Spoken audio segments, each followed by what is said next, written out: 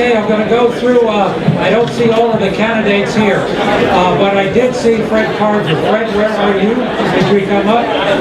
We have several of the candidates here tonight. Fred is the first one I've seen, so he'll get the mic for a couple of minutes, and then we'll see who's next in line. Fred, thank you very much. Hey, thank you, everybody. If I could have your attention here just for a few minutes, I would like to thank Great Chadwick for including me in tonight's event. I was also quite honored to be at the Flag Day picnic back in June for the Hillsborough County Republican Committee. I spoke then with Tim Pawlenty and Herman Cain, and unfortunately they're both out of the race, so I hope this isn't a jinx for the speaker and myself and some others, but I'm very honored to be here tonight.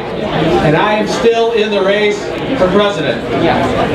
I'm from Orange County, California, and I've made 25 trips to New Hampshire over the past 2 years. I've actually met many people in this room, and I've gone door-to-door campaigning.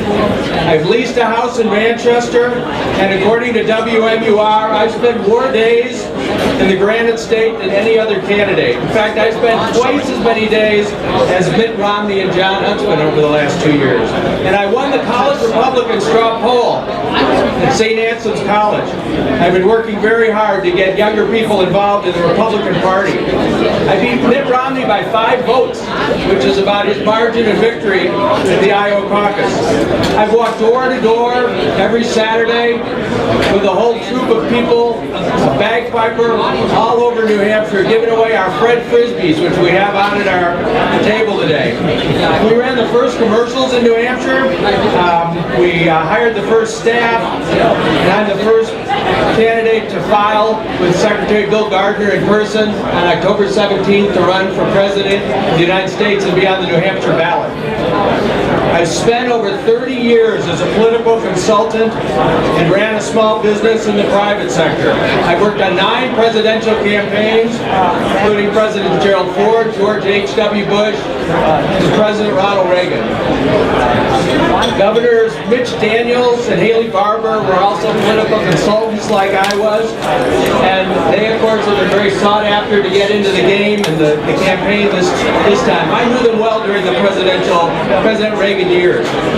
They're both fine, highly acclaimed governors, and unlike a lot of the politicians today, they're able to work across party lines and work across the aisle, just like Ronald Reagan did in Sacramento and Washington. Things are very different now. I often get asked, could Ronald Reagan get elected in 2012? Well, I think he could, because he was a man who stuck to his principles and convictions. President Reagan was a uniter, not a divider. I can't say the same about some of our candidates running for president this time. Yesterday, Rick Santorum's presentation at New England College in Concord, he was booed off the stage by the students. His insensitive remarks about gay marriage, again, comparing it to polygamy, is not what this country needs. Ronald Reagan was a conservative, all right, but he had an open mind. He stuck his neck out 34 years ago to oppose the Briggs Initiative, which would have banned gay teachers in our home state of California. That was very courageous for him to do back then, but it was the right thing to do. Ronald Reagan brought back young voters into the Republican Party, and now Rick Santorum wants to drive them away. Ronald Reagan was focused on ending the reign of the Soviet Union, not on same-sex unions. And President Reagan was not a flip-flopper, and I should know I worked for the man for 7 years through 2 national elections. And while you might not have agreed with him all the time, he knew exactly where he stood. And President Reagan brought the spirit back to America after 4 long years of the Carter administration. He lifted us up. He brought this country back on track. And in a speech to a joint session of Congress 3 months after taking office, he said this: "We have much greatness before us. We can restore our economic strength and build opportunities like none we've ever had before. We need that optimism now, just like we did in 1981. We need Ronald Reagan, my old boss. We need his spirit back here now. Let's end all the doom and gloom. We're going to hear tomorrow night the debate and on Sunday morning. It's time to solve our problems, put America back to work, and turn this country around. Let's build on the words of Ronald Reagan.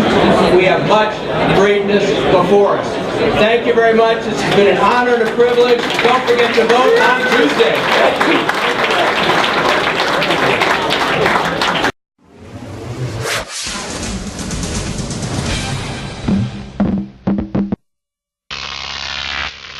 GrokTV.